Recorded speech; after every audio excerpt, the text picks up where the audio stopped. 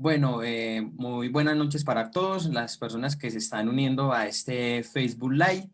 Hoy vamos con la segunda sección de la psicología arquetipal de Jane Hillman. Estamos tratando el texto Reimaginar la psicología, escrito en el año 1975, un texto pues que le dio como la nominación al premio Pulitzer allá en los Estados Unidos. Pues porque un texto con una prosa muy bella, Hillman escribe muy poético, muy hermoso, es una prosa que lo atrapa a uno de inmediato. Y bueno, aquí Hillman en este texto le hace toda una reconstrucción a la psicología, devolviendo la psicología al alma, que es como la verdad, el verdadero trabajo, la verdadera función de la psicología, el entendimiento de lo psíquico, el entendimiento del alma, el entendimiento de la psique en toda su pluralidad, en todos sus factores y en todas sus posibilidades que ella tiene para manifestarse. Bueno, en la primera sección tratamos lo que es los conceptos principales o la forma en la cual James Hillman dice que el alma tiene para mostrarse, que el alma tiene como de darse su lugar en cada uno de nosotros. Y el primer concepto que trabajamos o el primer apartado fue el de personificar. Entonces Hillman en este aspecto trataba la personificación como es decir, de darle lugar a aquellas experiencias o aquellas emociones en nuestra vida sin juzgarlas, sin condenarlas, sin quererlas resolver, sin quererlas no cuestionar en el sentido banal de la palabra, sino de cuestionar en qué función está cumpliendo y qué lugar viene a cumplir en la vida. Entonces, la personificación viene a cumplir en nosotros un rol que hay que dejarlo existir, que hay que dejarlo que aparezca, que hay que dejarlo que funcione en nosotros psicológicamente, porque esa es la forma en la cual tiene el Dios para manifestarse, que es por medio siempre de la emoción en este caso. O sea, cuando me refiero a Dios no me refiero de manera literal, sino de una manera mucho más imaginativa, que es como Hillman lo retoma. Bueno, aclarando ya pues un poco más lo que fue el concepto de personificación que estuvimos trabajando, en esta segunda sección vamos a trabajar lo que es el concepto de patologizar. Si nos remitimos pues a la palabra, a la etimología de la palabra patologizar, viene de sufrimiento, de aflicción, de aquellas circunstancias pues que nos ponen a nosotros en un lugar muy incómodo de nuestra realidad psicológica, que nos genera un malestar, una angustia. Entonces el patologizar o la patología, en este caso para la psicología de Jay Hillman, viene a cumplir en nosotros una función muy especial. ¿Por qué? A diferencia de la psicología, de la cognitiva conductual, de la psiquiatría, de las ciencias experimentales o de las neurociencias, para Hillman la patología es la forma en la cual el alma tiene para manifestarse. Es decir, el alma, una de las funciones que tiene el alma es el patologizar, el crear enfermedades, en el crear la ansiedad, la depresión, la angustia, la inseguridad, el miedo y ciertos trastornos también limítrofes de personalidad, los complejos. Entonces, es natural de la psique crear patología. ¿Por qué para la psique es fundamental crear la patología? Porque es la forma en la cual ella tiene para manifestarse, es la forma en que ella tiene para darse a entender. ¿En qué aspecto retoma en este caso entonces la patología? No como algo que se entra a negar, porque en el caso de las ciencias puras y duras, entonces caso la patología es algo que no tiene que estar dentro de nosotros, la patología no tiene por qué existir en nosotros, la ansiedad no tiene por qué existir en nosotros, la crisis existencial, la depresión, los trastornos límites de personalidad, las aberraciones sexuales, las parafilias. Entonces, visto desde la ciencia médica, desde la psiquiatría o desde otras psicologías, en este caso las psicologías nominalistas como denominaría Jay Hillman, que nombran el malestar o el sufrimiento con una categoría o con una palabra, pero que en sí es vacía y que no tiene ningún contenido,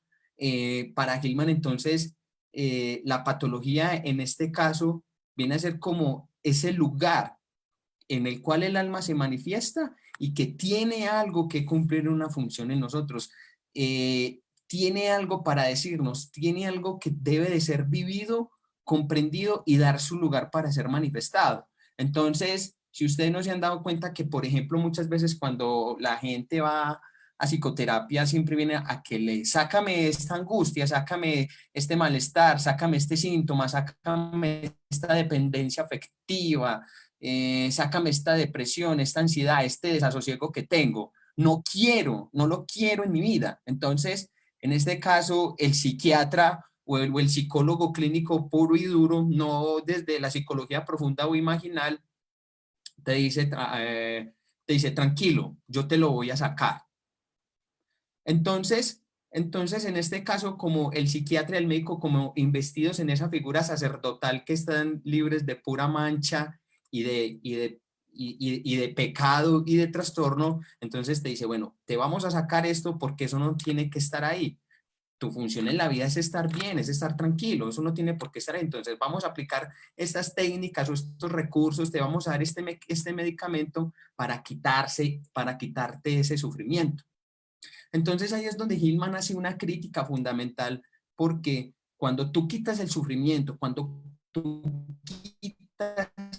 esa patología, está apareciendo ahí en la vida psicológica de esa persona, estás negando el alma, estás negando la posibilidad de transformación, estás negando la posibilidad de comprensión, estás negando la posibilidad de vivir algo que tienes que vivir, algo que está ahí porque debe de ser entendido, porque está cumpliendo una función en vos de muchas veces de estas experiencias o situaciones muchas veces no vividas, no aceptadas, no comprendidas, no asimiladas, de no darle un lugar. Entonces, Hillman entonces entra a decir, toda psicología pura y dura que no piensa psicológicamente o no piensa imaginalmente o no piensa de una manera profunda, va a tener la tendencia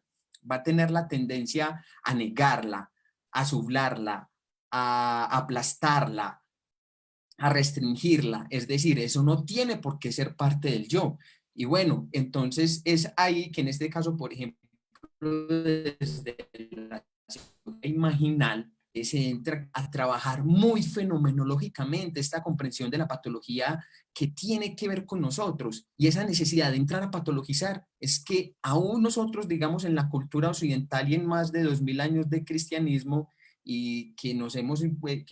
visto muy envueltos pues como en esta postura de una conciencia, como lo he denominado muchas veces, monocéntrica y de rechazo totalmente a lo anormal, nos ha generado aún muchísimos más conflictos. Por ejemplo, ¿cómo ha sido la manifestación del alma en Occidente? A través de las histerias, a través de las depresiones, de la esquizofrenia, a través de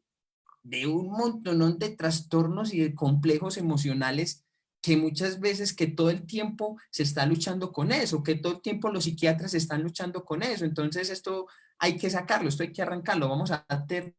tal medicamento. Entonces, lo que tiene el alma constantemente en la cultura occidental es la forma que ella tiene para mostrarse, que ella tiene para ser ahí, estar ahí en ese momento y es decir, aquí yo también estoy, aquí yo ya también tengo para mostrarme y mostrar esa necesidad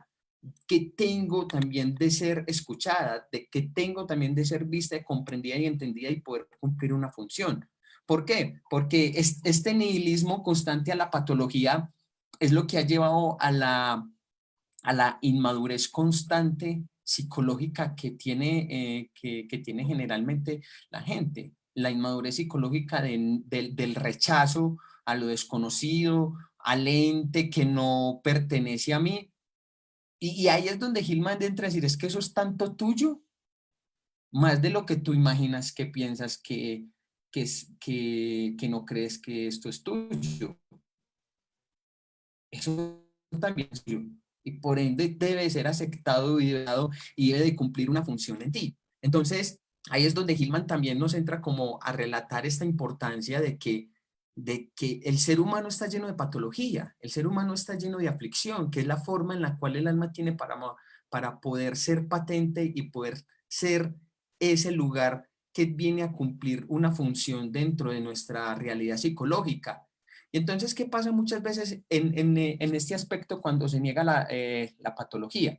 Que, por ejemplo, que este ego consciente, que esto también es una ilusión y que también está atravesado por una fantasía, por una imagen de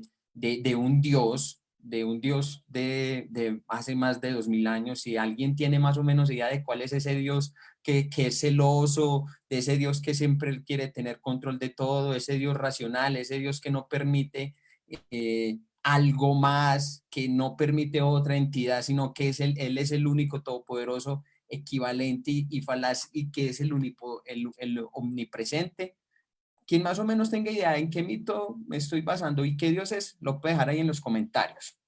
Pero entonces, este rechazo constante del yo, ¿qué hace entonces la patología en este caso y qué función cumple? Que deja el ego así chiquitico, chiquitico, chiquitico, así lo deja. La patología reduce al ego a unas mínimas instancias de que él ya no tiene control, que él ya no tiene poder, que él ya no puede manejarlo, que él ya no tiene voluntad, que él ya no puede tomar decisiones frente a eso, sino que es la patología, en este caso, quien ha tomado el poder, quien ha tomado lugar, quien ha tomado decisión,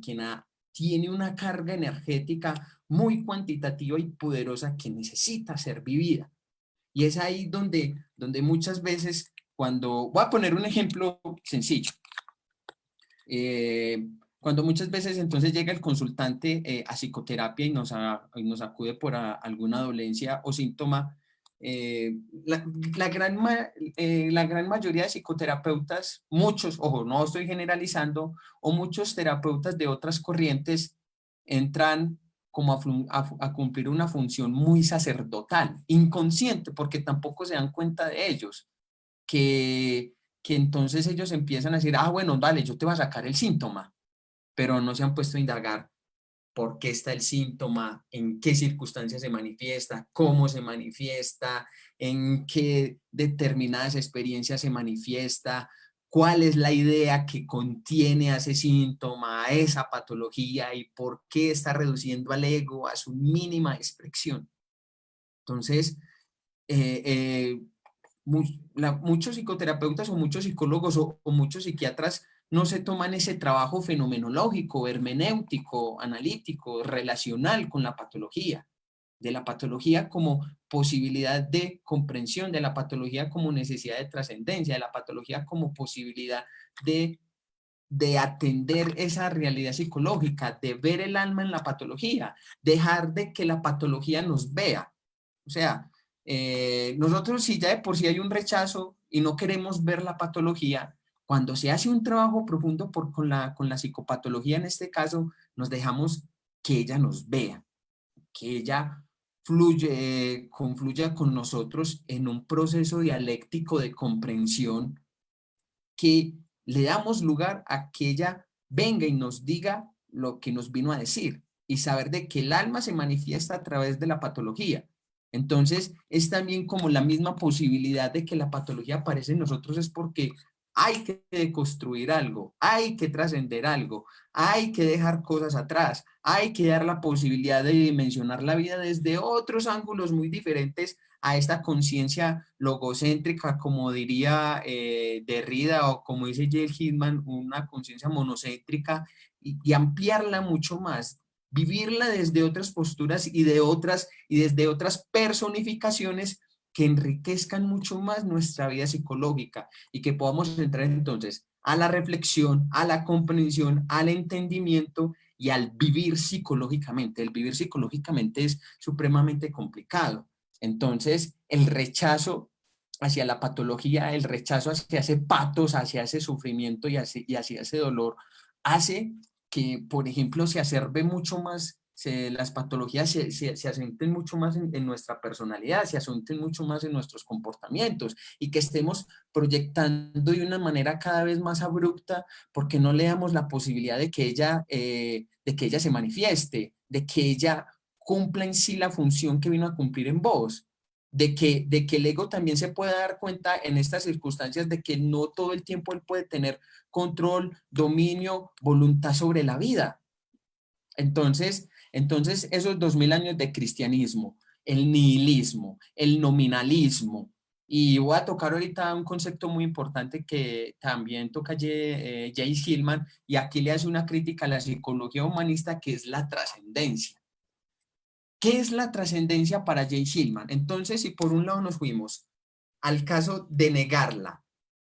al caso solamente de reducirla a una sola palabra vacía, vacua, sin contenido, sin reflexión, entonces a ir al otro paso que, como dice Jane Hillman, que lo que hace muchas veces la psicología humanística, en este caso desde Abraham Maslow, es que mete la patología por debajo de una alfombra. Entonces, más que centrarte en tu patología, entonces vive tu potencialidad, vive tu creatividad, vive tu responsabilidad, vive con empatía, con misericordia, por así también decirlo de alguna forma, vive con compasión. Pero entonces, todo esto nos está haciendo también ir como a un extremo de que la patología entonces no está ahí, de que la estamos ya es en un proceso, en una, en una exageración positiva de entonces del potencial humano, pero resulta que el potencial humano no está tampoco en todo este montón de cualidades que tenemos, sino que radica el alma en la misma patología y es la base constituyente también de nuestra realidad psicológica. Entonces, cuando dice, por ejemplo, le hace una crítica fuerte al humanismo, entonces que personas sanas tienen una experiencia cumbre en relación a eso, Hillman dice totalmente falso. El pirómano también tiene una experiencia cumbre cuando quema algo. El sadomasoquista también tiene una experiencia cumbre cuando en función de dolor y placer también alcanza algo. El cleptómano también. Entonces, es ahí donde Hillman también entra como, hey, decir, venga, es que ustedes tampoco pueden irse pues como más extremo porque es que en la misma patología también radica eso. Pero entonces, ¿cómo la comprendemos? ¿Cómo la entendemos? ¿Cómo esta entra a tener una funcionalidad tan fuerte en la personalidad de quien la padece que no la logra entonces asimilar? Entonces, esa trascendencia humanística que muchas veces se le aporta al desarrollo humano, pero que no tiene en cuenta, es decir, la manifestación de la patología como una realidad psicológica, como algo contundente en el ser humano, entonces también es una negación de la misma patología buscar esa trascendencia, sin poder comprenderla, sin poder animarla, sin poder darle lugar, sin poder ser vivida. Entonces, es aquí que, por ejemplo, muchas veces cuando desde la psicología imaginal de Hillman se entra a analizar entonces esta idea, se entra a mirar muy fenomenológicamente y hermenéuticamente qué es lo que la está sosteniendo, qué es lo que la está moviendo, en qué circunstancias esta nos está llevando la vida a otra posibilidad de poder darle una constitución a nuestra realidad psicológica. Entonces, si en 2000 años de cristianismo, si en 200 años de psiquiatría, que ellos son los únicos padres santos de poder entrar a nombrar lo que es patológico y lo que es normal, entonces Gilman dice, ¿dónde está quedando el alma? ¿Dónde está quedando la patologización como lugar también en lo cual hace parte de nuestra vida psíquica, hace parte de nuestro quehacer como sujetos, como individuos, como que estamos atravesados por la psique, por esa psique que necesita su lugar y que necesita ser entendida y comprendida y que necesita vivir? Entonces, es ahí donde él toma también esa importancia de la misma patología. Y entonces él entra a decir algo muy bonito cuando dice lo siguiente: la negación, es esta la negación en la que vemos los hechos patológicos, energías descarriadas, por las que uno puede ser flagelado, pero que en última instancia se transformarán en una energía para uno y hacia uno. La psicopatología en y para sí misma no es una expresión auténtica de la divinidad del alma. La divinidad está arriba, en las cumbres, no en las ciénagas de nuestro miedo, ni el lobo de la depresión y la ansiedad, las profundidades a las que la vida real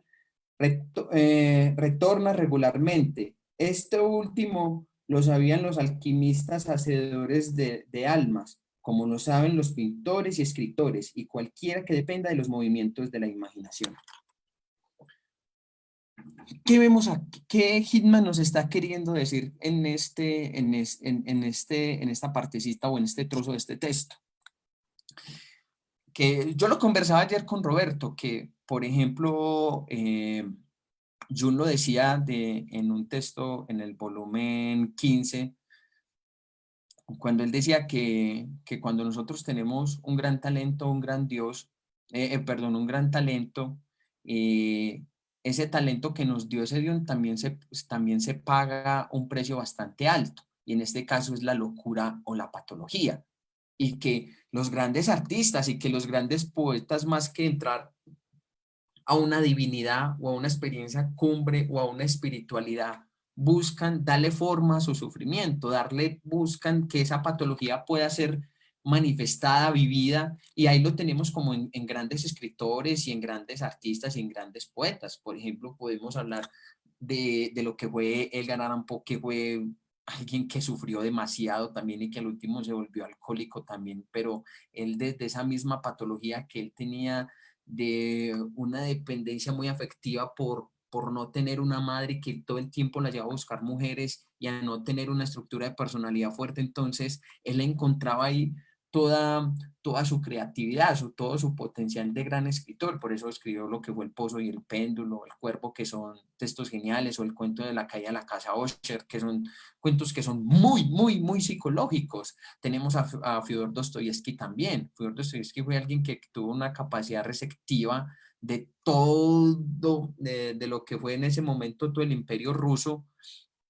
y que en ese momento él también sufrió mucho también, porque a su padre, al padre de él lo mataron los siervos porque era alguien muy tirano. Entonces, Dostoyevsky también tenía una capacidad muy intuitiva y receptiva de captar los contenidos de afuera también, pero que era una persona que también era muy atormentada psicológicamente. Ahí tenemos también lo que fue también Dostoyevsky, perdón, León Tolstoy. León Tolstoy también alguien que sufrió mucho y que constantemente también estaba en búsqueda de una vida espiritual, de una vida de trascendencia, pero que sus textos, grandes textos, también se basaron mucho en lo que él sufrió en su vida también. Y entonces es ahí donde muchas veces la patología también nos hace muchas veces funcional, nos hace creativos. La patología entra a ser como ese rescate muchas veces de una vida normal que nos podría hasta incluso sucumbir en una locura mucho peor. Entonces, la patología, en este caso, ellos, estos grandes escritores, le dieron lugar. La patología pudo ser vivida, la patología pudo ser comprendida, pudo ser manifestada, se pudo transformar, algo que pudo ser entendido. Entonces fue algo que ellos inconscientemente no se dieron cuenta, pero que en sus textos reflejan todo eso, y en las crisis que ellos tuvieron también. Y en los grandes, por ejemplo, también en los grandes músicos que también son muy sensibles, que ellos también tienen, que ellos, hay algunos que tienen algunas patologías. A ver, podemos mencionar alguno aquí que se me venga a la cabeza. Eh, bueno, lo que pasa es que no quiero desvariar de pronto con artistas para que de pronto no me vayan a fusilar en los comentarios, pero, pero también podemos tener en cuenta lo que fue en este caso como Vincent Van Gogh también. Vincent Van Gogh también fue alguien que sufrió también mucho en vida, y que se enloqueció también, pero que esas obras que él construía también eran parte de su propia patología, o de aquella necesidad también de hacer alma por medio del arte. Y, y entonces aquí nos estamos dando cuenta que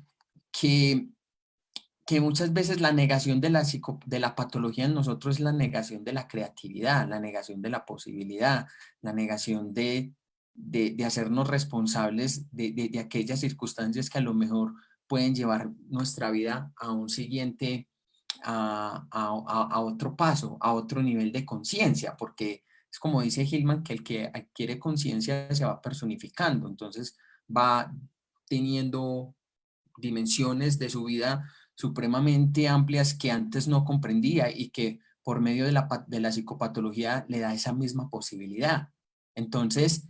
en este sentido, si, si como psicoterapeutas nos vemos como padres, como sacerdotes, o como psiquiatras con esas batas blancas que simbólicamente también es como yo estoy vestido con algo, yo represento algo, y yo estoy libre entonces de toda de todo pecado y de todo trastorno, entonces yo soy quien decido si tú estás o no estás enfermo. Entonces, es ahí donde muchas veces también las etiquetas diagnósticas son muy delicadas, los manuales diagnósticos también son muy delicados. El mismo DSM-5 que conocemos ahora, la base científica que tienes está totalmente puesta en duda, porque el mismo hecho en que los trastornos mentales como están constituidos solamente tienen unos criterios y en base a esos criterios tenés un trastorno y no tiene ninguna evidencia o ninguna fuerza científica en este caso, entonces también se está hablando de lo que hay, es de un nominalismo, de una reducción del fenómeno psicopatológico a criterios netamente racionales que no se entra a comprender realmente la manifestación de este sufrimiento psicológico o por qué el alma siempre va a tender a patologizar y por qué ella siempre va a tender a mostrarse así. Entonces, entonces realmente, cómo nosotros todo el tiempo estamos en función de negar el dolor, de negar el sufrimiento. Y bueno, lo que pasa es que hay que entender que también 2000 años, bueno, 2000 años de cristianismo y este capitalismo tan voraz que estamos viviendo, también nos ha hecho como adormecer esa parte, nos ha hecho olvidar de esa parte de nuestra realidad humana, que es que somos vulnerables a todo eso, somos vulnerables a la patología, somos vulnerables a cuanto hecho desagradable muchas veces viene a nuestra vida, pero si bien es porque necesita ser vivido y necesita tener ese lugar en nuestra realidad. Entonces, cuando se vienen, por ejemplo, situaciones como la que estamos viviendo actualmente, o otras problemáticas tanto a nivel psicológico, familiar, social, etcétera, etcétera, no las comprendemos y las negamos, pero es ahí donde está el alma, es ahí donde se está manifestando. Entonces, todos estos años de adormecimiento capitalista y de más de 2000 años de cristianismo nos han hecho totalmente como negadores de la patología, negadores del sufrimiento y que tenemos que optar siempre por un bienestar o por la dictadura de la felicidad o por la japicracia. Entonces nos vamos a una unilateralidad, como diría Jung, y negamos lo otro. Entonces, en términos jungianos, todo esto va a la sombra. Entonces, cada vez que esto va a la sombra, ella va a llegar en un momento que se va a mostrar de una manera pura y dura y que cuando nos coge y nos da así, vea, nos coge y nos da 3 vueltas. Entonces, ¿qué realmente, qué realmente se está haciendo entonces con la patología ahorita en día, en estos tiempos tan racionalistas? Y me, dice, me estoy acordando de una frase de Nietzsche que publiqué en el muro de la página del Instituto de Leuris, donde Nietzsche en el crepúsculo de los ídolos dice algo así. A ver, yo lo encuentro.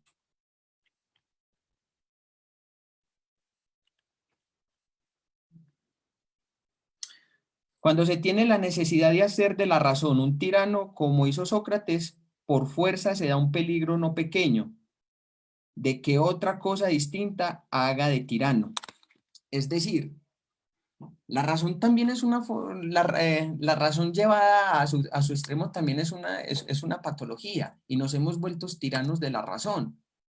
La razón como posibilidad no de comprender, sino de explicar, de imponer, de que la realidad es así y que no hay otra forma. Pero como dice alguien, toda razón también oculta una gran irracionalidad también. Pero entonces esta tiranía constante de la razón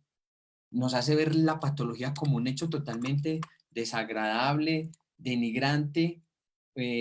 como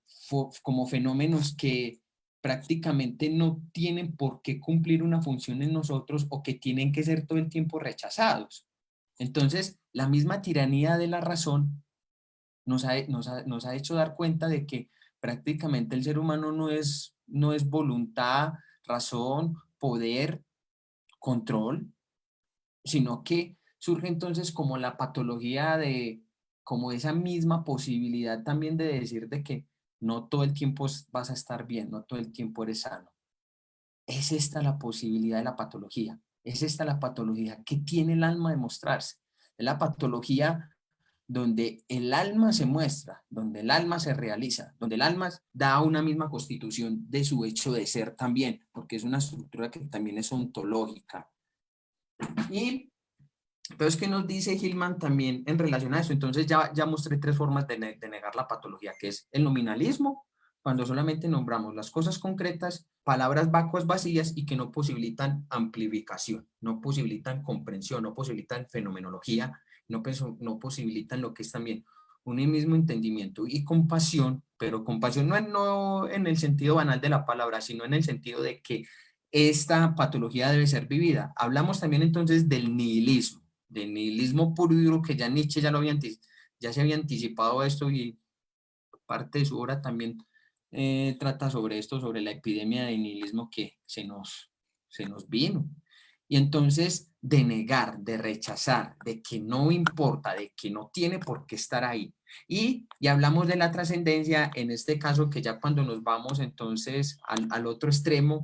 que aquí es la crítica que hace a la psicología humanista de entonces de meter la patología bajo la alfombra y dediquémonos a potenciar lo humano, pero lo otro también hace parte de eso. Y entonces, Hillman en este tratado, también en esta segunda parte de reimaginar la psicología, entonces dice lo siguiente también: el estudio de las vidas y el cuidado de las almas implica ante todo un prolongado encuentro con aquello que destruye y es destruido, con aquello que está roto y hace daño, es decir, con la psicopatología. Entre las líneas de cada biografía y en las líneas de cada rostro podemos leer una lucha con el alcohol, con la desesperación suicida, con la espantosa ansiedad, con las obsesiones sexuales lascivas, con la crueldad, con las alucinaciones secretas o con los espiritismos paranoicos. Envejecer acarrea la soledad del alma, momentos de agudo dolor psíquico e inquietantes recuerdos a medida que la memoria se desintegra. Es decir, y creo que lo he tocado como en el transcurso de todo este encuentro, ¿qué oculta la ansiedad? ¿Qué hay detrás de la ansiedad? De la ideación suicida. Por ejemplo, en la ideación suicida hay algo muy particular que yo siempre le escucho a muchos psicólogos y psiquiatras que son tan causalistas y tan racionales y tan materialistas y naturalistas que dicen es que la ideación suicida o el suicidio tiene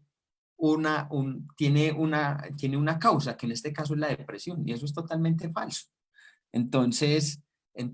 es ahí realmente que sostiene entonces a esa ideación suicida, no en términos cognitivos, porque en términos cognitivos, bueno, tienes esta idea irracional, entonces venga, sustituyámosla por esta otra. En psicología imaginal no, en psicología imaginal nos vamos, ¿cuál es la imagen que la sostiene? ¿Cuál es la imagen que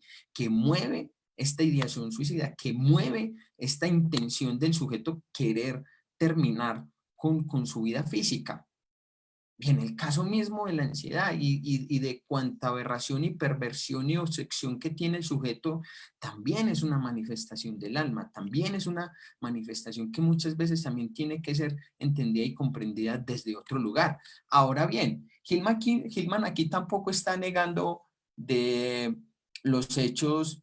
fisiológicos, porque él no los niega tampoco en ningún momento, pero que también una vez que este es descartado, es decir, que en este caso la psicopatología no tiene un trastorno fisiológico de base o neurológico, entonces es un campo netamente de la psicología. Y aquí les voy a poner un ejemplo en este aspecto. Me acuerdo que una colega me consultó porque tenía una muchacha depresiva. Entonces, que cada 30 días cuando estaba en el periodo menstrual, le agarraba una depresión que la muchacha ni se bañaba, ni se organizaba, se la pasaba llorando, entonces que no le provocaba salir ni siquiera a la calle. Entonces ella hacía sino hacerle psicoterapia, dele y dele y dele. Entonces yo le pregunté a ella, oye, pero vení, yo te pregunto una cosa, ¿cómo está la salud de ella? ¿Te has preguntado en qué momento le sucede a ella esta depresión? Lo que pasa es que ella me dice que ella empieza a tener estos estados así de tristeza, de no hacer nada, de que la vida no vale nada o que no quiere hacer nada y no se quiere bañar, es cuando está en el proceso menstrual. Entonces yo le dije, mira, estás botando pólvora en gallinazo, porque esta depresión aquí, si tenemos en cuenta que son los cambios hormonales, entonces, ¿qué requiere? De una atención psiquiátrica, requiere de que cada vez que ella tenga ese desorden hormonal, por la menstruación, entonces requiere en este caso de medicamento que le posibilitó otra vez autorregularse. Entonces, en este caso muchas veces la psicoterapia, en una función de una psicopatología, no tenía una causa psicológica, sino que era médica. Entonces, es ahí donde también muchas veces el ojo clínico de saber diferenciar esa psicopatología, cuando es una manifestación propia de la psique, cuando es una manifestación propia que debe ser atendida, vivida y comprendida, a cuando la psicopatología tiene un arraigo netamente fisiológico o neurológico. Eso es fundamental. Entonces es aquí donde Hitman, que él también hace como estas comparaciones en esta parte de la psicopatología, como la misma posibilidad que tiene cada quien para darle una construcción propia a lo que es este estar en el mundo, este estar en una vida, pero de una manera mucho más imaginal, de una manera mucho más de hacer alma, no de irnos pues como a la razón, al tiranismo de la razón venido desde Sócrates, como dice Nietzsche, sino también a la posibilidad de ir también a la imaginación y al entendimiento del alma que está ahí y de darnos esa misma posibilidad de que la patología pueda tener ese trabajo y esa función que vino a cumplir en nosotros. Entonces, ¿por qué desdeñarla? ¿Por qué negarla? ¿Por qué de entrar a ese mismo nominalismo? ¿Por qué entrar a esa trascendencia del humanismo sin querer, sin querer aceptarla y sin querer darle esa misma posibilidad de que se manifieste? Entonces, ¿qué está pasando? Al estar negando todo el tiempo la patología, entonces, ¿qué pasa? Tenemos más depresión, tenemos más casos de ansiedad, tenemos más trastornos límites de personalidad, tenemos más obsesiones, tenemos más compulsiones, tenemos más manías, tenemos hasta incluso si podríamos darnos cuenta que todo este sistema y todo eso está montado en base a una gran patología que constantemente se niega. Entonces, si no nos damos cuenta y no se toma conciencia de la tendencia que tiene el alma a patologizar, eh, pienso que va a ser muy complicado salir de esas posturas infantilistas psicológicas que tenemos, que se tiene muchas veces, o de esas posturas irracionales o incomprensivas frente a la patología o frente al trastorno, o acudir de una manera desesperada al psicoterapeuta entonces para que nos trate y no querer y no querer responder a la demanda que tiene en este caso la patología. Entonces, si fuéramos a cuestionar esto, entonces realmente, ¿cuál sería el trabajo entonces en este caso del psicoterapeuta? Que es como lo dice Hillman. La palabra terapia, desde el griego, unos dicen curar. A mí me gusta algo mucho más bonita desde la misma etimología, que en sí la palabra terapia significa cuidar. Entonces, si hacemos psicoterapia, entonces es decir, es cuidar la psique, es cuidar el alma, es cuidar, digamos que si esa patología se está manifestando, entonces cuidarla, acompañarla, darle posibilidad de que cada vez que vivencie podamos ir tomando conciencia, podamos ir personificándola, podamos ir dándole lugar, podamos ir dándole posibilidad, formas de manifestación y cuidarla hasta que termine ese proceso, hasta que termine ese proceso que vino a cumplir en nosotros para poder continuar con nuestro desarrollo psicológico. En casos junguianos podríamos hablar entonces de que si un complejo está ahí y se acompaña y se trabaja de manera muy adecuada, Entonces se trasciende el complejo, se alimenta con nuevas imágenes, se acompaña y se cuida hasta que éste cumpla su función y podamos nuevamente retomar nuestro ámbito en nuestra vida psicológica y ese enriquecimiento, que para Gilman en este caso, ese enriquecimiento de esa realidad psicológica es el hacer alma. Y en el caso entonces de poder cuidar estos fenómenos,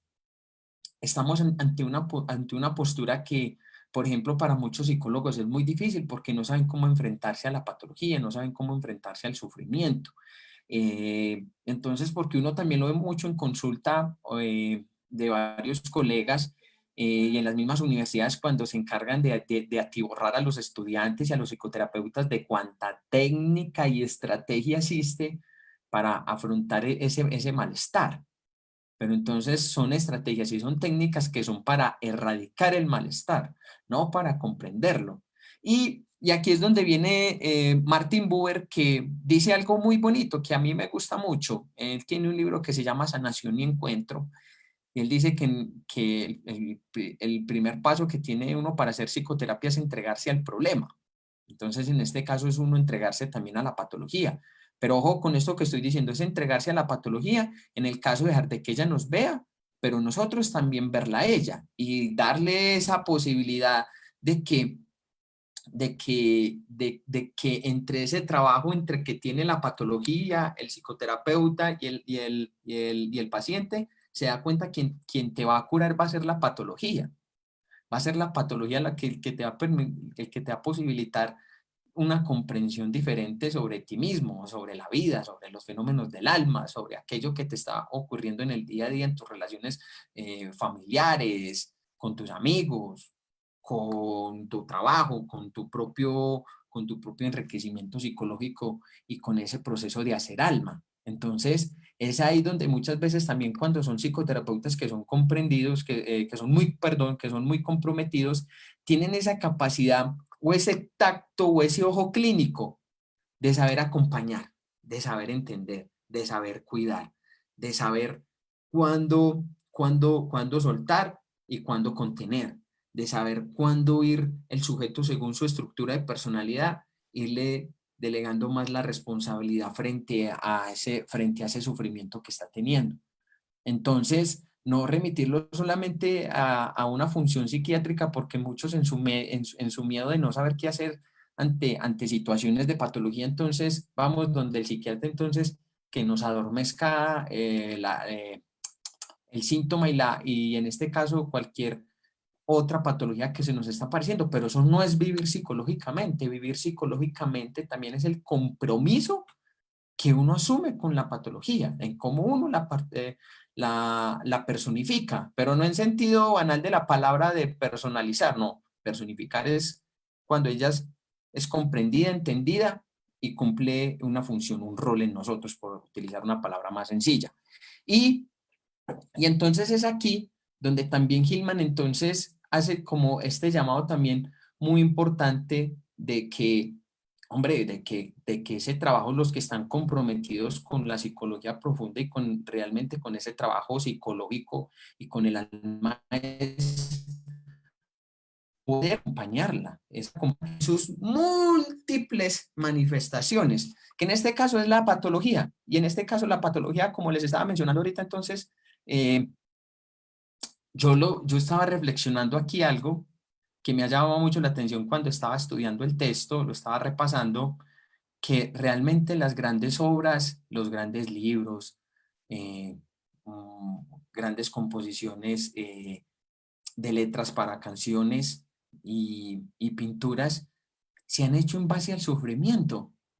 O sea, tú en base a la felicidad no vas a sacar nada, no vas a escribir una novela o vas a hacer una pintura. No, es realmente, esto lo decía un analista junguiano que no me acuerdo en ese momento el nombre, que vos en un estadio de felicidad no haces nada porque estás en otra sintonía, mientras que cuando estás con el sufrimiento, con el dolor y con la patología es donde salen las cosas más hermosas, es donde florece muchas veces lo mejor de nosotros. Entonces, es por eso que estos grandes artistas también y grandes poetas y grandes literatos, muchos eran muy incomprendidos porque eran rechazados por gente que era normal, o sea, por gente que no estaba, digamos, dentro de los constructos sociales, políticos, familiares, culturales y religiosos, sino que vivían de otra forma, vivían su vida desde otra posibilidad. Entonces, ellos vivían su vida desde la misma patología como posibilidad de construcción, como posibilidad de darle rienda suelta a ese fenómeno que se les está manifestando como sufrimiento, pero poder transformarlo también en una gran creatividad. Bueno, no sé si de pronto tengan preguntas, si de pronto tienen preguntas, vamos vamos a responderlas. Déjenme yo reviso un poco por aquí, a ver si algunos de ustedes tienen preguntas por hacer.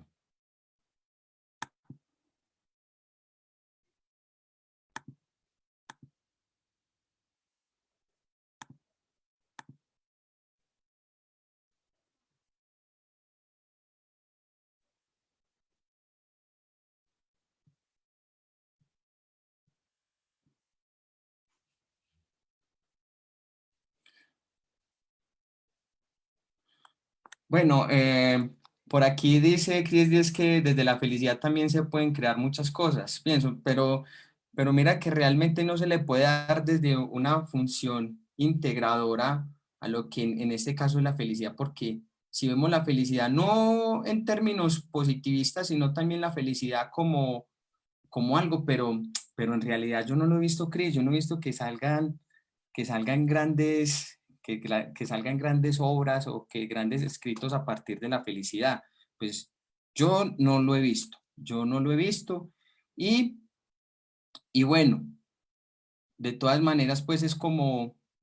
cada quien como va asumiendo pues como ese trabajo, pero para mí la felicidad no tiene como esa función tan creadora como sí lo tiene el sufrimiento y en este caso la manifestación psicopatológica. Y claro, desde Hillman también eso es una perspectiva pues que se tiene muy en cuenta. Bueno, no siendo más, yo me despido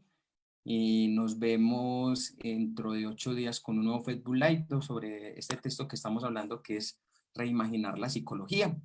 Que tengan todos ustedes muy buenas noches y nos vemos en un próximo encuentro. Chao.